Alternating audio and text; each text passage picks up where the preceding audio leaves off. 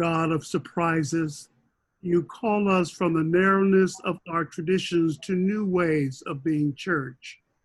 Clear the way in us, your people, that we might call others to freedom and renewed faith. Clear the way in us, your people, that we might call others to wholeness and integrity. Clear the way in us, your people, that we might know the beauty and power and the danger of the gospel. Amen. Remember this prayer, my friends, because this morning's gospel is a real challenge on many levels. This familiar story of the feeding of the 5,000 is the only one of Jesus's miracles that is recounted in all four gospels. It appears in Mark, Luke, 9:10-17, and John 6:1-14, and what we're reading today in Matthew. The fact that it appears in all four gospels is an indication that the early church viewed it as a memory and an event too important to ever be forgotten.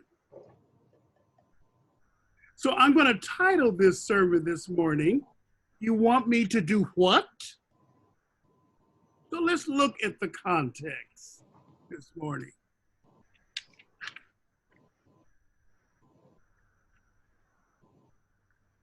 Have you ever noticed, and let me say two things. One, notice how this gospel begins. It begins with a transition line from the previous paragraph. And it is, now when Jesus heard this, he withdrew in a boat to a deserted place by himself. What that is in reference to and what Jesus just heard was how his first cousin, John the Baptist, had just been murdered by King Herod at a feast. The juxtaposition couldn't be more ironic or powerful. One moment, Matthew invites us to focus on one more specific episode from the lifestyles of the rich and shameless, and the next he fastens our attention on a scene portraying poor, sick, and hungry crowds looking for relief. It is like switching channels from the Kardashians to a news report on immigrant children being separated from their parents at the border. Matthew is indicating by these contrasting scenes just what kind of God Jesus represents.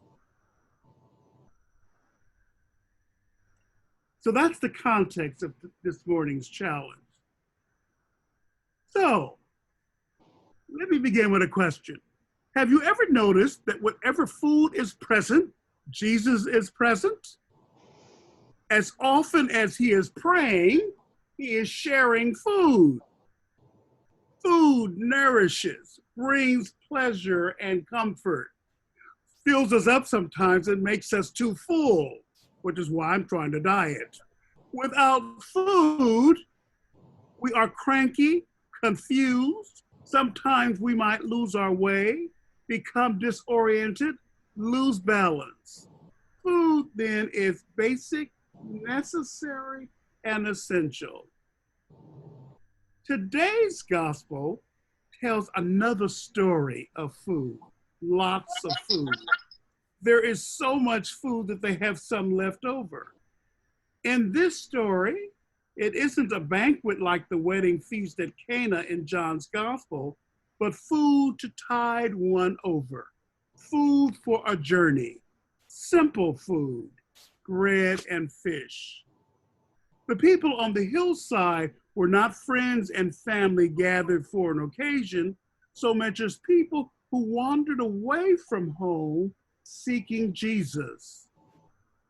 But food and the sharing of it are powerful ways in feeding our bodies, but also symbolically in feeding our spirits.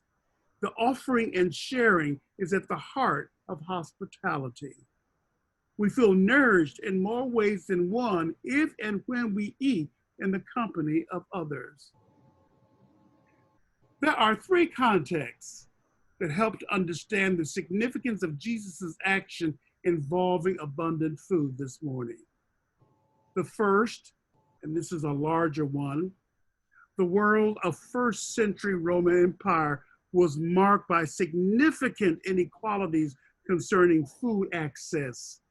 Many people need food insecurity and struggled daily and seasonally for adequate food and nutrition. The Roman Empire was hierarchical in social structure with a small group who enjoyed abundant variety and good quality of food. Food access reflected an elite's access to power that controlled other people's access to resources.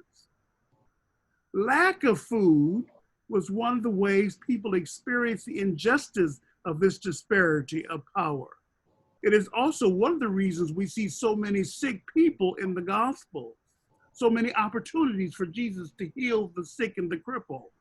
Diseases of deprivation, which is inadequate nutrition, and diseases of contagion, which is inadequate immunity, were rife in that world. Third, traditions with the establishment of God's empire in all its fullness depicts this event this morning in terms of abundant food and feasting for all. If we look at Ezekiel, he envisions an age when the trees of the field shall yield their fruit and the earth shall yield its increase. Isaiah says on occasion, on this mountain, the Lord of hosts will make all people a feast of rich food, a feast of well-aged wine, of rich food filled with marrow, of well-aged wine strained clear. One of the reasons that this new age is often represented in terms of abundant food is because of the absence of such food in their present context. So let's go back to this story structure. We begin in a deserted place. Crowds join this place. They find Jesus in this deserted place. Jesus went away to mourn, to pray, and yet the crowds continue to follow him. And Jesus' initial response when they found him was compassion. And he expressed that compassion in healing, in instructing, and finally in feeding them. The disciples, on the other hand, their approach about it being a deserted place was to instruct Jesus to send the crowds away to buy food. They simply didn't want to be bothered. Jesus countered them with a challenge, and he said, "You feed them." And that's where the opening line is, "You want us to do what?" comes from. You want us to feed these people? Jesus, in saying that to them, enacts God's will that hungry people are to be fed. We should not miss the relationship between this feeding in the wilderness and that of Herod's birthday party. There, in that birthday party, in the context of the celebration of power, wealth, alliances, and status, are the collusions of the ruler and the prophet, the powerful and the poor. As a result of this collusion, John loses his head, which is served up grotesquely on a platter like another dish for the party. Imperial power is dangerous for prophets. Jesus hosts not a death-bringing meal contextualized by tyranny, but a life-giving feast embedding the gracious abundance of God. So as we look at this story and this feeding and the context of how this all came about. And as we stand ourselves in the shoes of the disciples in Matthew's account, we ourselves are to obey Jesus' daring and ridiculous command. We are to offer our limited resources to him to bless and multiply and take responsibility, not to hoard them for ourselves, but to distribute them to others. Resources can be money, possessions, but they also include time, energy, innate abilities, and acquired skills. And I think the reason why this story has been repeated 4 times in the gospel, actually it's 5 times because it happened a 5th time again in Matthew. And why this story is repeated 4 times, 5 times, and why the early church wants us to remember this event and why this memory is so important. Because over and over again in life, we stand in the shoes of the disciples in this passage, surrounded by human need, faced with a challenge, knowing we do not have the resources in our own wisdom, wealth, and strength to meet the needs to stand up to the challenge. With the disciples, we say, "You want me to do what? This is a deserted place." And we sometimes feel our only option is to sit in our living room chair and try not to see the needs and to ignore the challenges before us. What other choice do we have, we say? Because we don't have what it takes to meet their needs, which is what the disciples were saying to Jesus. And his response to them was, "You feed these people." This story motivates, I won't always say inspire, but it certainly does motivate us to get up out of our comfortable chairs and zones and throw ourselves into offering our resources on behalf of a needy world. It calls us to remember and to anticipate. We are to stand in this story, looking back and looking forward, looking back to the manna in the wilderness and forward to the Lord's Supper. We are to stand looking back, re-experiencing who God has been in the past. We are to stand ahead with faith in who God will be and what God will do in the future through us. This is the dynamic of active remembering. And this active remembering undergirds participation in both Passover and the Holy Communion.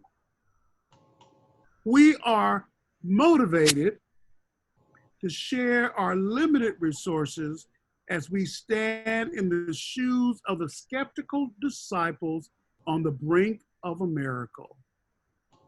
There we remember the manna in the wilderness. There the Israelites, newly escaped from bondage in Egypt, feeding the pain of hunger in the pit of their stomachs, took refuge in fantasizing about their meals in Egypt. Remember that? There God provided manna, nourishment in the desert. We are asked to do that. We are asked to provide a life-giving feast which embeds the gracious abundance of God. It means, as I said 2 weeks ago, to extend this radical hospitality, which creates a space where the stranger can enter and become a friend instead of an enemy. We create a place where strangers can enter and discover themselves as created free, as I said, free to sing their own songs, speak their own languages, dance their own dances, free also to lead and follow their own vocations. Hospitality is not a subtle invitation to adore the lifestyle of the host, but the gift of a choice, of a chance for the guest to find his own. Hospitality, radical feeding, makes anxious disciples powerful witnesses, makes suspicious owners, like us and the disciples, into generous givers, and makes closed-minded sectarians into interested recipients of new ideas and insights. Would you believe all of that is embedded in this story of the feeding of the 5,000? The miracle is that this work continues on an ongoing basis by us as members of Christ's family. This is not a miracle of the past. This is an ongoing remembrance and reactivation of a memory in the present and in the future. I invite you to stay away from scarcity only language and find abundance in all the places around us where it is present. Take that abundance and help create new spaces for ourselves and other people. Amen.